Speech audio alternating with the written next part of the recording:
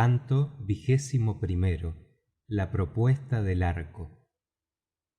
Minerva, la deidad de los brillantes ojos, inspiróle en el corazón a la discreta Penélope, hija de Icario, que en la propia casa de Ulises les sacara a los pretendientes el arco y el blanquizco hierro, a fin de celebrar el certamen que había de ser el preludio de su matanza. Subió Penélope la alta escalera de la casa, tomó en su hermosa y robusta mano una magnífica llave bien curvada, de bronce, con el cabo de marfil, y se fue con las siervas al aposento más interior, donde guardaba los objetos preciosos del rey: bronce, oro y labrado hierro, y también el flexible arco y la aljaba para las flechas, que contenía muchas y dolorosas saetas, dones ambos que a Ulises le hiciera su huésped Ífito Eurítida, semejante a los inmortales, cuando se juntó con él en Lacedemonia. Encontráronse en Mesena, en casa del belicoso Orsíloco. Ulises iba a cobrar una deuda de todo el pueblo, pues los mesenios se habían llevado de Ítaca, en naves de muchos bancos, 300 ovejas con sus pastores. Por esta causa Ulises, que aún era joven, emprendió como embajador aquel largo viaje, enviado por su padre y otros ancianos. A su vez, Ífito iba en busca de 12 yeguas de vientre con sus potros, pacientes en el trabajo, que antes le quitaran y que luego habían de ser la causa de su muerte y miserable destino. Pues, habiendo ya llegado a Hércules, hijo de Júpiter, varón de ánimo esforzado que sabía realizar grandes hazañas, ése le mató en su misma casa, sin embargo de tenerlo como huésped. Inicuo no temió la venganza de los dioses ni respetó la mesa que le puso él en persona. Matóle y retuvo en su palacio las yeguas de fuertes cascos. Cuando Ífito iba, pues, en busca de las mentadas yeguas, se encontró con Ulises y le dio el arco que antiguamente llevara el gran Eurito y que éste legó a su vástago al morir en su excelsa casa. Y Ulises, por su parte, regaló a Ífito afilada espada y fornida lanza, presentes que hubieran originado entre ambos cordial amistad, mas los héroes no llegaron a verse el uno en la mesa del otro, porque el hijo de Júpiter mató antes a Ífito Eurítida, semejante a los inmortales, y el divinal Ulises llevaba en su patria el arco que le había dado Ífito, pero no lo quiso tomar al partir para la guerra en las negras naves, y lo dejó en el palacio como recuerdo de su caro huésped. Al instante que la divina entre las mujeres llegó al aposento y puso el pie en el umbral de encina que en otra época puliera el artífice con gran habilidad y enderezara por medio de un nivel, alzando los 2 postes en que había de encajar la espléndida puerta, desató la correa del anillo, introdujo la llave e hizo correr los cerrojos de la puerta, empujándola hacia adentro. Rechinaron las hojas como muge un toro que pase en la pradera. Tanto ruido produjo la hermosa puerta al empuje de la llave, y abriéronse inmediatamente. Penélope subió al excelso tablado donde estaban las arcas de los perfumados vestidos, y tendiendo el brazo descolgó de un clavo el arco con la funda espléndida que lo envolvía. Sentóse allí mismo, teniéndolo en sus rodillas. Lloró ruidosamente y sacó de la funda el arco del rey, y cuando ya estuvo harta de llorar y de gemir, fuese hacia la habitación donde se hallaban los ilustres pretendientes, y llevó en su mano el flexible arco y la aljaba para las flechas, la cual contenía abundantes y dolorosas saetas. Juntamente con Penélope llevaban las siervas una caja con mucho hierro y bronce que servía para los juegos del rey. Cuando la divina entre las mujeres hubo llegado a donde estaban los pretendientes, paróse ante la columna que sostenía el techo sólidamente construido, con las mejillas cubiertas por el espléndido velo y una honrada doncella a cada lado, y a la hora dirigió la palabra a los pretendientes, hablándoles de esta guisa: «Oídme, mis ilustres pretendientes, los que habéis caído sobre esta casa para comer y beber de continuo durante la prolongada ausencia de mi esposo, sin poder hallar otra excusa que la intención de casaros conmigo y tenerme por mujer. Ea, pretendientes míos, os espera este certamen. Pondré aquí el gran arco del divinal Ulises, y aquel que más fácilmente lo maneje, lo tienda y haga pasar una flecha por el ojo de las 12 segures, será con quien yo me vaya, dejando esta casa a la que vine doncella, que es tan hermosa, que está tan abastecida y de la cual me figuro que habré de acordarme aún entre sueños. Tales fueron sus palabras, y mandó enseguida a Eumeo, el divinal porquerizo, que ofreciera a los pretendientes el arco y el blanquizco hierro. Eumeo lo recibió llorando y lo puso en tierra, y desde la parte contraria el boyero, al ver el arco de su señor, lloró también. Y Antinoo les increpó, diciéndoles de esta suerte: rústicos necios, que no pensáis más que en lo del día. Ah, míseros, ¿por qué, vertiendo lágrimas, conmovéis el ánimo de esta mujer, cuando ya lo tiene sumido en el dolor desde que perdió a su consorte? Comed ahí en silencio, oídos afuera a llorar, dejando ese pulido arco que ha de ser causa de un certamen fatigoso para los pretendientes, pues creo que nos será difícil armarlo, que no hay entre todos los que aquí nos encontramos un hombre como fue Ulises. Le vi y de él guardo memoria, aunque en aquel tiempo era yo un niño. Así les habló, pero allá dentro en su ánimo tenía esperanzas de armar el arco y hacer pasar la flecha a través del hierro, aunque debía gustar antes que nadie la saeta despedida por mano de Ulises, a quien estaba ultrajando en su palacio y aún incitaba a sus compañeros a que también lo hiciesen. Mas el esforzado y divinal Telémaco les dirigió la palabra y les dijo: oh dioses, en verdad que Júpiter Saturnio me ha vuelto el juicio. Díceme mi madre querida, siendo tan discreta, que se irá con otro y saldrá de esta casa. Y yo me río y me deleito con ánimo insensato. Ea, pretendientes, ya que os espera este certamen por una mujer que no tiene par en el país aqueo, ni en la sacra Pilos, ni en Argos, ni en Micenas, ni en la misma Ítaca, ni en el obscuro continente, como vosotros mismos lo sabéis. ¿Qué necesidad tengo de alabar a mi madre? Ea, pues, no difiráis la lucha con pretextos y no tardéis en hacer la prueba de armar el arco, para que os veamos. También yo lo intentaré, y si logro armarlo y hacer pasar la flecha a través del hierro, mi veneranda madre no me dará el disgusto de irse con otro y abandonar el palacio, pues me dejaría en él cuando ya pudiera alcanzar la victoria en los hermosos juegos de mi padre. Dijo, y poniéndose en pie, se quitó el purpúreo manto y descolgó de su hombro la aguda espada. Acto continuo comenzó por hincar las segures, abriendo para todas un gran surco, alineándolas a cordel y poniendo tierra a entrambos lados. Todos se quedaron sorprendidos al notar con qué buen orden las colocaba, sin haber visto nunca aquel juego. De seguida fuese al umbral y probó a tender el arco. 3 veces lo movió con el deseo de armarlo, y 3 veces hubo de desistir de su propósito, aunque sin perder la esperanza de tirar de la cuerda y hacer pasar la flecha a través del hierro. Y lo hubiese armado, tirando con gran fuerza por la 4ª vez, pero Ulises se lo prohibió con una seña y le contuvo en su deseo. Entonces habló de esta manera el esforzado y divinal Telémaco: oh dioses, o tengo que ser en adelante ruin y menguado, o soy aún demasiado joven y no puedo confiar en mis brazos para rechazar a quien me ultraje. Mas, ea, probad el arco vosotros, que me superáis en fuerzas, y acabemos el certamen. Diciendo así, puso el arco en el suelo, arrimándolo a las tablas de la puerta que estaban sólidamente unidas y bien pulimentadas. Dejó la veloz saeta apoyada en el hermoso anillo y volvióse al asiento que antes ocupaba. Y Antinoo, hijo de Eupites, les habló de esta manera: levantaos consecutivamente, compañeros, empezando por la derecha del lugar donde se escancia el vino. De tal modo se expresó Antinoo, y a todos les plugo cuanto dijo.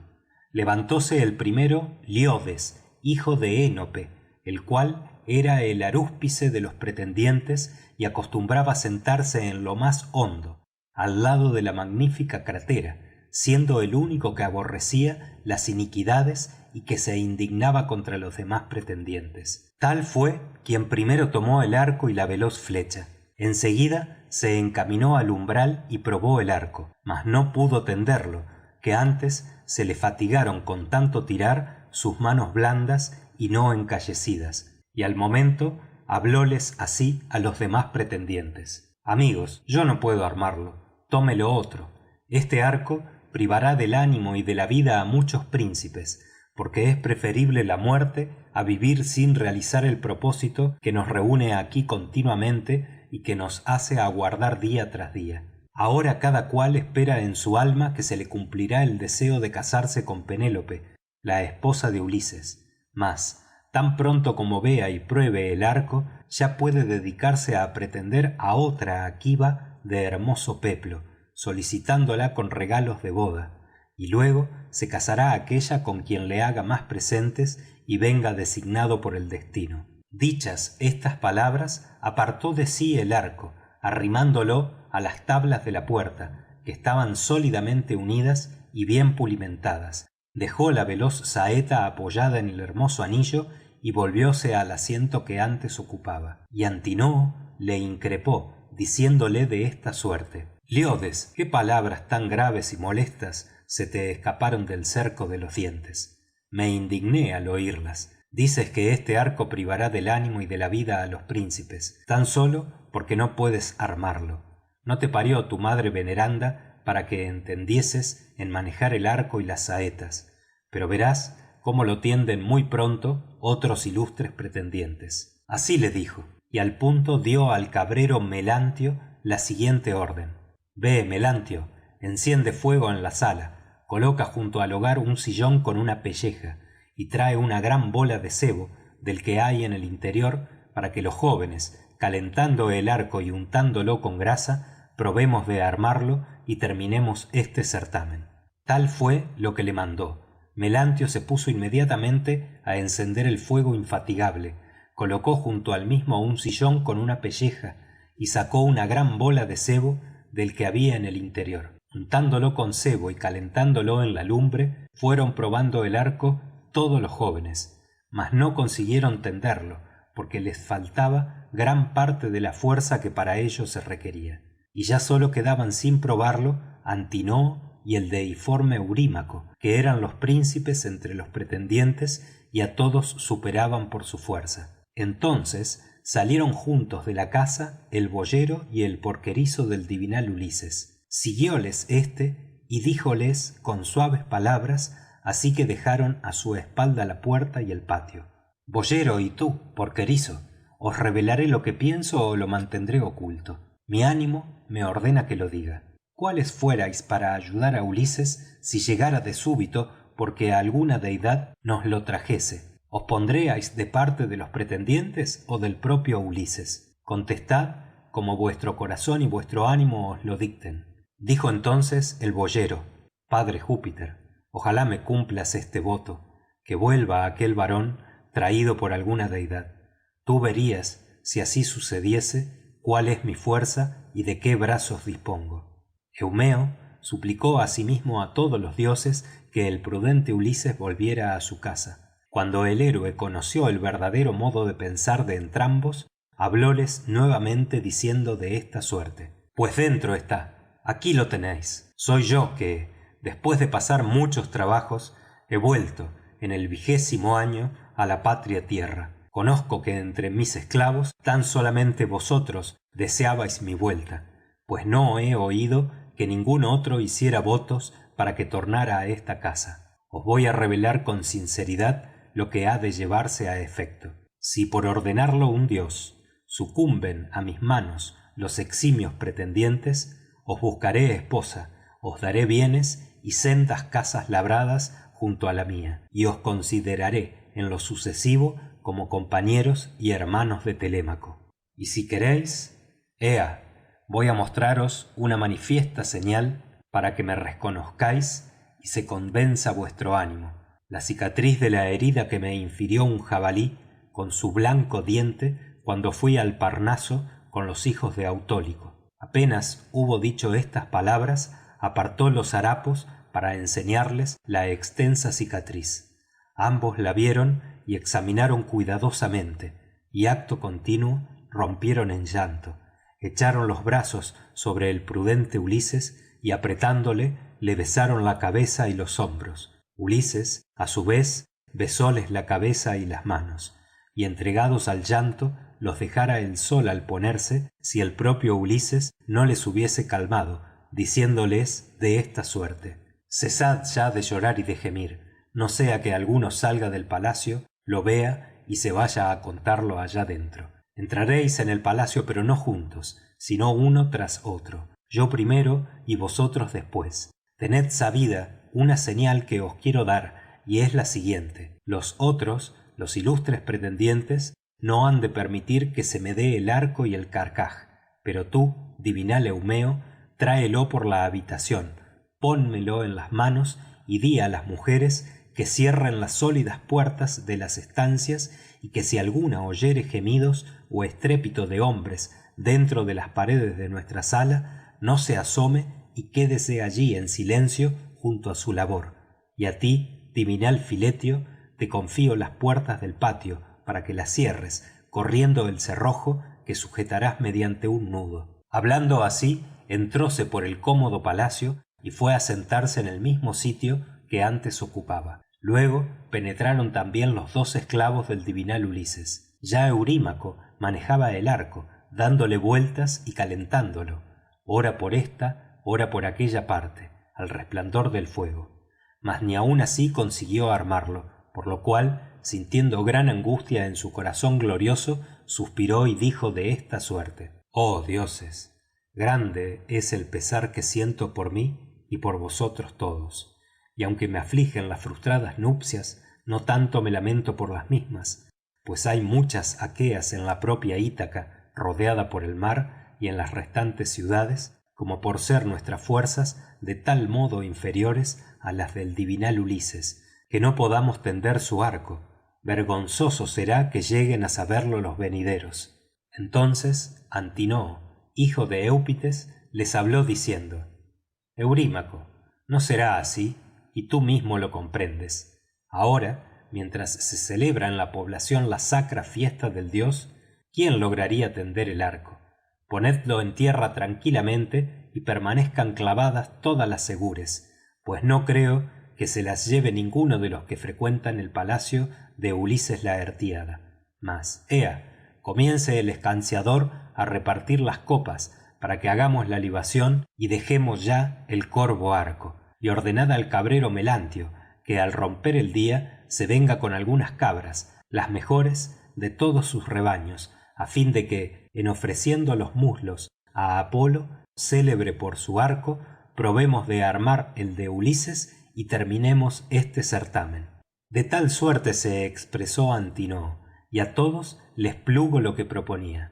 Los heraldos diéronles aguamanos, y unos mancebos llenaron las crateras y distribuyeron el vino después de ofrecer en copas las primicias. No bien se hicieron las libaciones y bebió cada uno cuanto deseara, el ingenioso Ulises, meditando engaños, les habló de este modo: oídme, pretendientes de la ilustre reina, para que os exponga lo que en mi pecho el ánimo me ordena deciros, y he de rogárselo en particular a Eurímaco y al deiforme Antinoo, que ha pronunciado estas oportunas palabras. Dejad por ahora el arco y atended a los dioses, y mañana algún numen dará bríos a quien le plazca.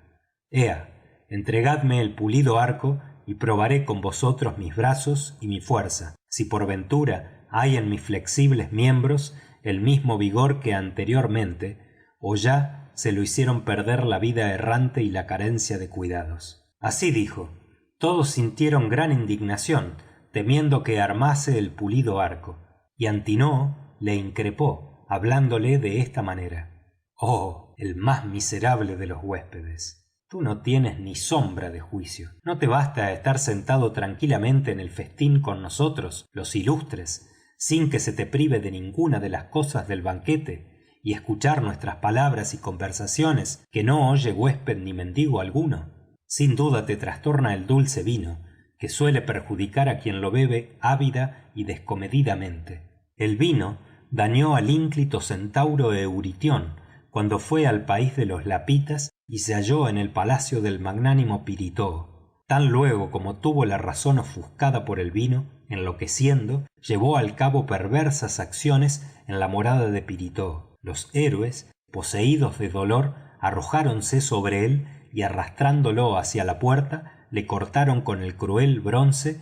orejas y narices, y así se fue, con la inteligencia perturbada y sufriendo el castigo de su falta con ánimo demente. Tal origen tuvo la contienda de los centauros con los hombres, mas aquel fue quien primero se atrajo el infortunio por haberse llenado de vino.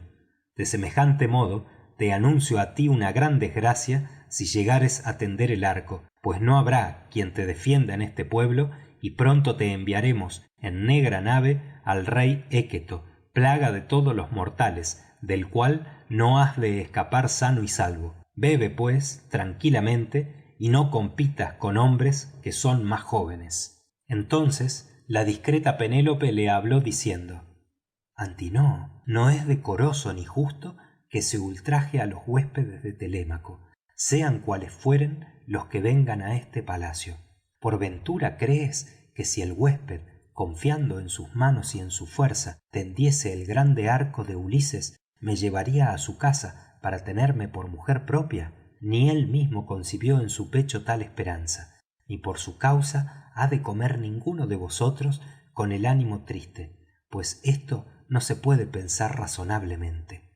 Respondióle Eurímaco, hijo de Pólibo: hija de Icario, discreta Penélope, no creemos que éste se te haya de llevar, ni el pensarlo fuera razonable, pero nos da vergüenza el dicho de los hombres y de las mujeres, no sea que exclame algún aqueo peor que nosotros: hombres muy inferiores pretenden la esposa de un varón excelente y no pueden armar el pulido arco, mientras que un mendigo que llegó errante tendiólo con facilidad e hizo pasar la flecha a través del hierro.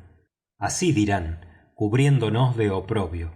Repuso entonces la discreta Penélope: Eurímaco, no es posible que en el pueblo gocen de buena fama quienes injurian a un varón principal, devorándolo de su casa. ¿Por qué os hacéis merecedores de estos oprobios? El huésped es alto y vigoroso, y se precia de tener por padre a un hombre de buen linaje. Ea, entregadle el pulido arco y veamos. Lo que voy a decir se llevará a cumplimiento.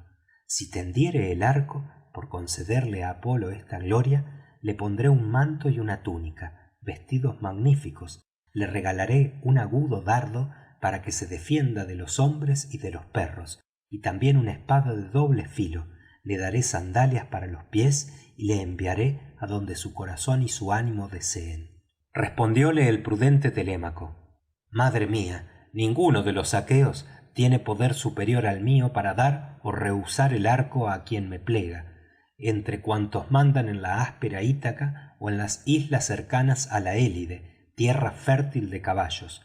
Por consiguiente, ninguno de éstos podría forzarme, oponiéndose a mi voluntad, si quisiera dar de una vez este arco al huésped, aunque fuese para que se lo llevara. Vuelve a tu habitación, ocúpate en las labores que te son propias, el telar y la rueca, y ordena a las esclavas que se apliquen al trabajo, y del arco nos cuidaremos los hombres y principalmente yo, cuyo es el mando en esta casa.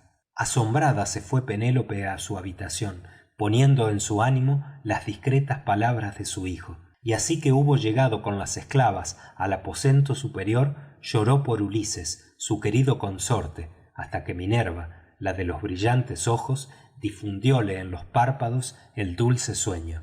En tanto, el divinal porquerizo tomó el corvo arco para llevárselo al huésped, mas todos los pretendientes empezaron a increparle dentro de la sala, y uno de aquellos jóvenes soberbios le habló de esta manera: ¿A dónde llevas el corvo arco, oh porquero no digno de envidia, oh vagabundo? Pronto te devorarán, junto a los marranos y lejos de los hombres los ágiles canes que tú mismo has criado, si Apolo y los demás inmortales dioses nos fueren propicios. Así decían, y él volvió a poner el arco en el mismo sitio, asustado de que le increpasen tantos hombres dentro de la sala. Mas Telémaco le amenazó, gritándole desde el otro lado: «Abuelo, sigue adelante con el arco, que muy pronto verías que no obras bien obedeciendo a todos, no sea que yo, aun siendo el más joven, te eche al campo y te hiera a pedradas,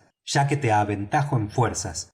Ojalá superase de igual modo en brazos y fuerzas a todos los pretendientes que hay en el palacio, pues no tardaría en arrojar a alguno vergonzosamente de la casa, porque maquinan acciones malvadas». Así les habló, y todos los pretendientes lo recibieron con dulces risas, olvidando su terrible cólera contra Telémaco. El porquerizo tomó el arco, atravesó la sala y, deteniéndose cabe al prudente Ulises, se lo puso en las manos. Seguidamente llamó al ama Euriclea y le habló de este modo: «Telémaco te manda, prudente Euriclea, que cierres las sólidas puertas de las estancias, y que si alguna de las esclavas oyere gemidos o estrépito de hombres dentro de las paredes de nuestra sala, no se asome y quédese allí en silencio junto a su labor». Así le dijo, y ninguna palabra voló de los labios de Euriclea, que cerró las puertas de las cómodas habitaciones. Filetio, a su vez, salió de la casa silenciosamente. Fue a entornar las puertas del bien cercado patio y, como hallara debajo del pórtico el cable de papiro de una corva embarcación, las ató con el mismo. Luego volvió a entrar y sentóse en el mismo sitio que antes ocupaba, con los ojos clavados en Ulises. Ya éste manejaba el arco, dándole vueltas por todas partes y probando acá y allá, no fuese que la carcoma hubiera roído el cuero durante la ausencia del rey. Y uno de los presentes dijo al que tenía más cercano: «Debe de ser experto y hábil en manejar arcos, o quizás haya en su casa otros semejantes, o se proponga construirlos. De tal modo le da vueltas en sus manos acá y allá ese vagabundo instruido en malas artes».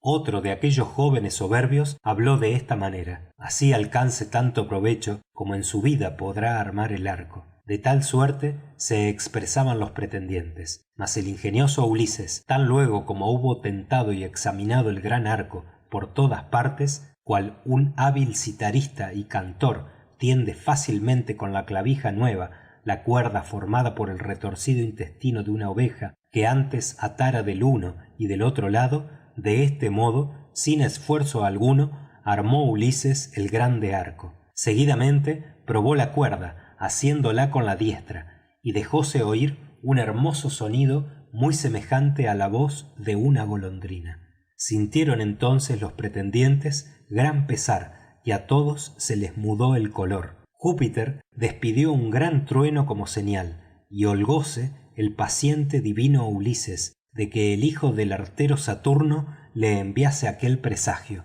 Tomó el héroe una veloz flecha que estaba encima de la mesa, porque las otras se hallaban dentro de la hueca aljaba, aunque muy pronto habían de gustarlas los aqueos, y acomodándola al arco, tiró a la vez de la cuerda y de las barbas, allí mismo, sentado en la silla, apuntó al blanco, despidió la saeta y no erró a ninguna de las segures, desde el primer agujero hasta el último. La flecha, que el bronce hacía ponderosa, las atravesó todas y salió afuera, después de lo cual dijo a Telémaco: «Telémaco, no te afrenta el huésped que está en tu palacio.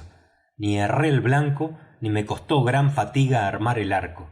Mis fuerzas están íntegras todavía, no cual los pretendientes, menospreciándome, me lo echaban a la cara.